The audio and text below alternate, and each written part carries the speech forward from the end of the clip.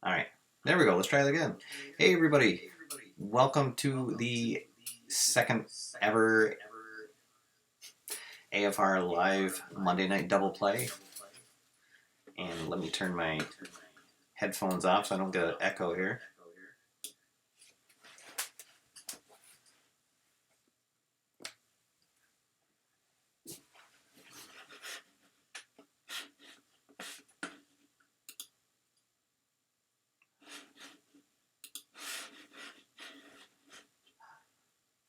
The joys of going live.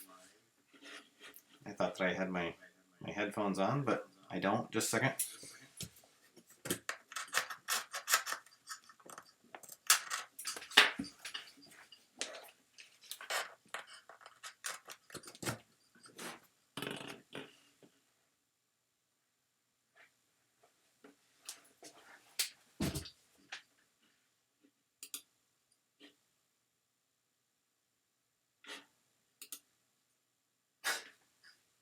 All right, so I guess I'm going to have to deal with a little echo for my show here. I'm not sure what's going on.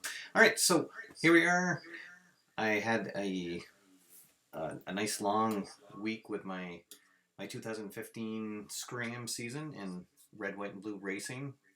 I posted 3 races on my Facebook channel. Oh, sorry, that echo's really bugging me. There we go. Okay. So I posted 3 of the races that I went through on Saturday for International Tabletop Day. Got some good responses on there. Thanks for everybody that liked and viewed there, left their comments. And actually, over the week, I played out 9 races for the season to get to the halfway mark. And so I'll show everybody the latest updated standings in my race.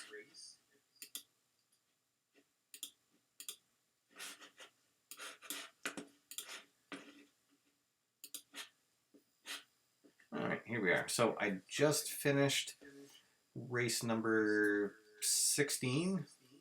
And so Pete McAtee took the lead here. He's leading by 8 points over Wayne Montana. And just 12 points in front of Jordy Pettis. So it's a pretty close race there. And of course, Ray Bob Walker, who was leading for so long during the season, is now 63 points behind. He's had a couple of really bad races over the past couple of weeks. So, God, that echo's really bothering me. Sorry about this, guys. I thought I had this all set up and ready to go, but that's the joy of going live. So I wanted to share some of the house rules that I use when I'm playing my Scram season. And I noticed a couple of comments over on the play.com Delphi forums about using the using extra TV drivers. Sorry, I still got that echo. All right, did I get it that time? Oh, and now my sound's really low. How about now? Okay. And so what I do is every race, in addition to rolling the 2 silver dice and getting the number of TV drivers from that, I also have 2 additional drivers in the TV ratings. First, I have the driver who won the race the previous season. And so what I do every year when I get the race sheet is I write in who won the race the previous year, and so then he automatically gets a TV rating for that race, and then I also give a TV rating to the driver who won the race the previous week. And so I feel like this captures some of the momentum that a driver can have from getting a big win and has a chance to get in the spotlight for the second race in a row. And it seems to work out really well. The drivers that generally aren't that good but somehow pull off a surprise win, getting the extra TV rating doesn't make them that much better, but it's fun to see him in the spotlight again for a second week in a row. And this is just something else that adds a little character and flavor to my races and to my seasons, and it gives me something to look forward to when I play the next season and seeing the history develop in my league. One of the other house rules that I use is I have for the feuding and fuming. I'm not a big fan of having a lot of those in my races, but when they do pop up, they're sort of amusing. So what I do is if a driver gets knocked out of a race due to a duel result, if he has the heat quality, then I'll have him get into a feud with the driver that knocked him out. And if that feud comes up again during that race, then it'll carry over to the next race. And the next race, if a feud result comes up again and they have an altercation, then it'll carry over to the next race. And so that'll have some of the heated rivalries will continue, but if it doesn't come up again, then it just goes away. And the other thing that I'll do, if a driver doesn't have the heat quality, then I'll roll the decider die. So I've started to do that and add a decider die to my game that I've picked up from the other play.com games. And if a driver has the smart quality, then he avoids getting into a feud because he realizes that it's not going to help him in the long run. So I find that's a way to sort of differentiate between the drivers and make a little bit more use of those qualities that they have together. All right, so anybody, if you're in the chat room, let me know if you have any questions about Red, White, and Blue Racing, my season, or just any sports gaming questions in general. In fact, that's going to be the question of the week is, what are your favorite house rules that you have for any of your games? But if you have one specifically for Red, White, and Blue Racing, then let me know right in the chat room.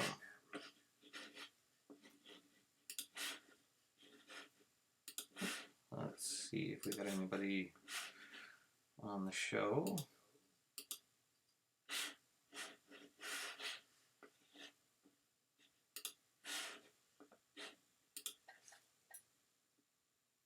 Let's see, we got a couple people watching. All right, if you guys can just let me know if you're hearing me okay, if the audio's all right. If I don't see anything in the comments, I'll just keep plugging along.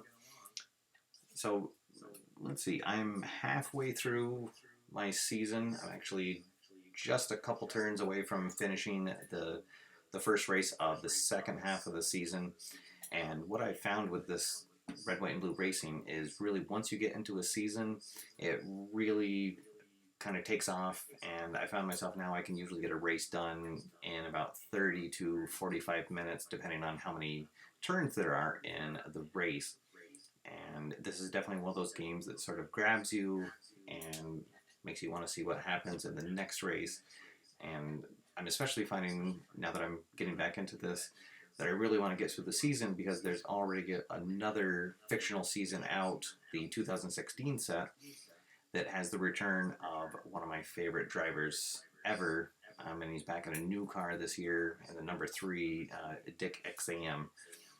And he was one of those drivers that really kind of got me into the fictional set. The first year that these were released, I think it was 2012, there was really no background on any of the drivers. And so I just sort of looked at all the names and I decided to just make a little backstory for some of the names that just kept popping up, or if I liked their paint scheme or what have you. And so I decided that Dick Exam was a crotchety old veteran driver who had been on the scene since the 80s, and he didn't appreciate all the new young bloods that were coming up and knocking him off the perch. And one of those new young drivers was number 99, Wayne Montana, who actually has won the championship for 2 of the seasons that I've played out. And one of my favorite memories in this game, something that just happened and it really kind of encapsulates the storytelling aspect of this game, is I had both Dick Exam and Wayne Montana as TV drivers for a race. Dick was the first one I pulled, and when I rolled to see what happened in his TV event, he has an altercation with the next driver, and so I imagined him and Wayne getting into a tussle in pit row the day before the race starts, and they got into a little feud there, and that was actually the first race of the season, so it was kind of a cool way to kick off my season, and really cemented in my mind those two characters. And so I was sad to see in the 2015 fictional set that Exam wasn't in it, but he is back in the 2016 set, so that's one of the reasons I'm sort of plowing through the 2015 season. Although I am enjoying that season, and Ray Bob Walker has sort of become my go-to favorite veteran driver for this season. All right, so we've got our first comment here. Mark Russell. Mark, welcome. He's saying he's playing out the 1984 Seattle Mariners, and they're 4-1 so far, the same as in real life. That's always cool to hear. And one of the things that I have never played out on my tabletop is a full baseball season. So, Mark, definitely keep us updated on your 84 season. That's definitely an interesting period in time in baseball, and we'll be interested to see if you can keep pace with the Detroit, maybe meet them in the playoffs. And let's see what else we got. Red, White, Blue. It is an interesting game, and I see Mark just commented that he's not a racing fan. And one of the things I have to say about this game is that you can know very little to nothing about the current professional stock car racing, and you can still enjoy this game. The turns play out very quickly, and actually each turn represents a number of laps on the race. So you're not actually rolling and playing out every single lap of a race. Each turn represents a certain number of them, and gives you sort of a highlight reel of what happened during those laps. And so, for instance, I'm playing the Dobie's Firecracker 500 right now, which is a 500 lap race in real life, but for this race it's only 40 turns. So those 40 turns, you divide that into the 500 laps, and you see what each one encompasses. And so some turns, maybe nothing happens, you go right along to the next turn. But then maybe in the next turn there's trouble, and you get a bunch of drivers get piled up. They all have to go into the pit row and try to make repairs to get back in. Really a fun game, and this I find is the easiest game to play out a full season with every with every person that was involved in that season. And it's something you can get through very quickly. As I said, now I'm getting races done anywhere from 30 to 45 minutes. And, so you only have 32 races on the season, at least with the fictional sets. So it's something you can get through pretty quickly. All right, we've got another question. How difficult is the learning curve? It's actually pretty easy. The first couple races are maybe going to take you an hour and a half or so to play out, just as you're learning all the different qualities on the cards and how the different turns will work. But generally, a turn is just going to involve, first you roll the black die. That tells you what group you're dealing with. So the race is split up in between the top group, the middle group, and the bottom group. So the black die will tell you which group you're focusing on that turn. And then the two metallic dice, you'll combine those together, and on the race card, it'll tell you what you're looking for. So, for instance, if you roll a black 2 and the metallic dice add up to 6, then you're going to be looking at the top group, and you're going to be going through everybody, starting with the lowest driver and seeing if he has that quality. And if he does, then you roll the 3 dice, and you're going to be rolling the red, white, and blue dice to go along with the name. So the red die corresponds to their gas pedal rating. Here we'll look at Tom Rossi here. So you see those squares up top, that's their gas pedal. And so the red die, if it's equal to or lower than the number of their rating, then that means they pass. The white die will correspond to what driver they're trying to swap spots with ahead of them. And then finally the blue die is the brake rating, or you can think of it as the defensive rating of the driver. And so you'll see Tom has a one burst symbol up in the top. So that's a brake rating.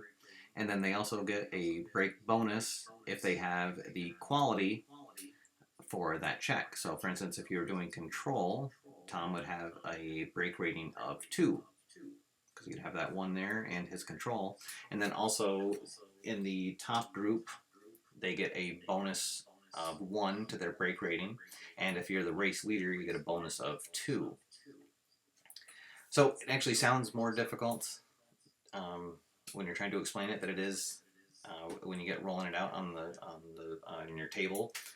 You can check out, I actually did a full under the hood of the game, and that gives you sort of a more idea of how the flow of the game goes. And then you just work your way through each of the drivers. If they pass, then they swap places with the driver. From the white die, if you're dealing with the top group, if they pass, then they actually become the race leader. You go through all of them, you mark off your turn, and then you're off to the next turn. The other things that can happen, you'll see in addition to the qualities, there's also problems and troubles. So a problem result will just involve one driver from a group. So the same thing, the black die will tell you which group you're in, and then you'll roll 2 dice together, and they're going to tell you which driver in the group has the problem, and then there's actually a sheet of different problems, and so it'll tell you what the problem was, and then if they have to make a repair roll. Here, we'll get Tom back out. You see down in the bottom corner, there's a big letter A in his gold cup, and the letter tells you how good his pit crew is. So A is the best, and it goes all the way down to E. And so the drivers with better pit crews, they're going to be able to keep their car out on the track longer, and if a problem does come up, they'll be able to get them back out. In fact, some of the drivers that have A or B ratings, sometimes they can completely avoid a problem just due to the superior pit crew that they have. And so some of the drivers that have an E for a pit crew, any problem that comes up, they're most likely going to be out of the race. So you can think of these as drivers that don't have as much money in sponsorship, and so they're not able to get all the best equipment and the best people and their garage and their pit crew, and so they're going to have a harder time staying out on the track. And then the trouble rating, that's going to involve everyone in that group. So you'll start with the driver that's in the front position of the group, and then you'll work your way back, and you're going to be rolling against their escape rating. So you can see down the bottom there, he has a escape rating, and so you're going to try to be rolling equal to or lower than that. And if they do, they escape the trouble, and you move on to the next driver. If they don't, then that means they get collected in the trouble that's happening, and then they'll have to do a repair roll. And then, let's see, the only other thing on the card is that fast pit rating. And so what's going to happen every 7th turn, at least to start with, all the drivers will pull into pit road for a pit stop.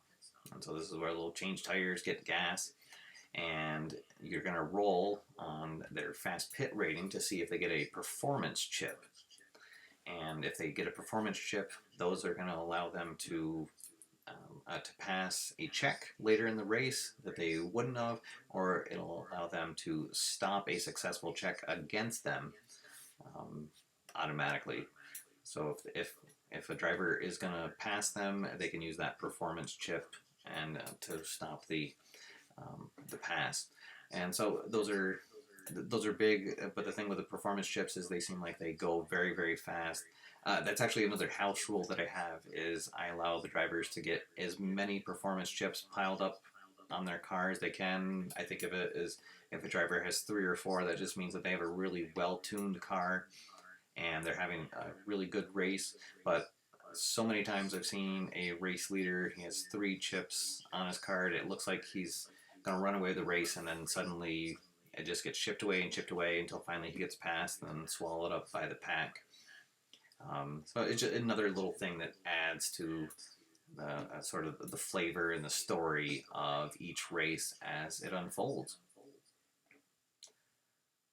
All right, let's see. Looks like we got a couple more questions here. John McGinnis says, do you find sports simulation games work best as solitaire? I enjoy playing them more by myself than against someone. John, thanks for the question. That's actually one of the reasons that I got into sports racing, or to sports games in general, is because of the solitaire aspect. I would love to be able to go up to my local game store every night of the week and play games against other guys, but the fact is that I just don't have the time to get out there, and so it's great to be able to sit down and have a full gaming experience by yourself. And I find that, or at least the games that I enjoy, are the ones that have solitaire rules built right into them, or are even built from the ground up to be a solitaire game. And as far as working best this solitaire, that really depends on the game, because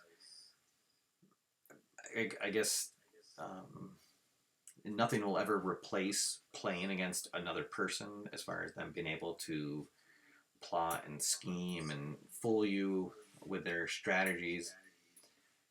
So there's definitely a different element to playing against somebody, but I found that at least if you're trying to get any sort of a season project done, that doing solitaire is best. And also just, for these times of nights, it's almost 9 o'clock on a work night, so I can sneak down to the man cave and get a couple games in, whereas if I was trying to get together with other people, then I would spend half the time trying to round people up and then getting the game set up, and then before you know it, the night's over and you've only got a half a game in. So maybe they don't work best, but I find that it works best for me in my situation to be able to get out a sports game and play it solitaire. So thanks for the questions, guys. This is what makes this live show work. So thank you for everybody who's tuning in and for watching and supporting the channel. We got a couple minutes left, so if you guys have any more questions, let me know in the chat room. My game of the week this week, as you can imagine, will be continuing my red, white, and blue racing season. A little over halfway done now. Once I get done this race here, I have like 5 more turns to play out. And so I'm hoping to get that done in the next couple of weeks, and then I think I'm going to do a live show for the final race of the season. I've been wanting to do another live playthrough of a game after I did that championship game in my fictional football season. That went really well. It was very well received. So no exact date on when that's going to go out, but hopefully in the next couple of weeks I'll get through my season, and then I'll let everybody know here on the channel and also on my Facebook page of what the exact date will be for that live playthrough. All right, well, I'm not seeing any other questions in the chat room, so actually I might wrap things up a couple minutes early, unless I get any last minute comments in here. Guys, thanks again for tuning in. As always, you can leave comments on the channel later, and I'll try to get them on next week's show, or you can shoot me an email. It's stevenatower@gmail.com, and I'll be happy to showcase your question on the air next week. And I'll go ahead and set the event for next week right now, next Monday night, 8:30 p.m. And we'll have another live AFR Monday night double play. I really like doing the show live. It adds a different energy to it, and hopefully it'll attract a few more people to watch and check it out, and maybe get them interested in some of the sports games that are out there that maybe they wouldn't have tried otherwise. So for at least the next couple of weeks, I'll be focusing on red, white, and blue racing, and then I'll switch to another game when I get another season project going after this one. Oh, we got one more comment here. Mark Russell saying he has a pitcher endurance house rule for Stratomatic. Let's see. Mark, if you want to share any details about your house rule, you can put them up here and I'll share them with everybody. So I actually haven't played the tabletop version of Stratomatic in quite a long time, and it was something that I only did once at a game group back when I was in college, back in Pennsylvania, all the way back in 1994. So I don't recall what the rules were for pitcher endurance, but that does seem like a game I see a lot of tweaks for people trying to squeeze a little bit more out of that aging game engine for that. All right. Well, guys, thanks again for tuning in. This has been a lot of fun, and I'll look forward to seeing you next week on the show. Be sure to tune in tomorrow to the news. That'll be going up probably around this time tomorrow night, depending on how long it takes me to edit and upload. And then I'll be back here live next Monday night. All right, everybody, have a good one. My name's Steve, and until next time, get out there, have fun, play games, and I'll see you after further review.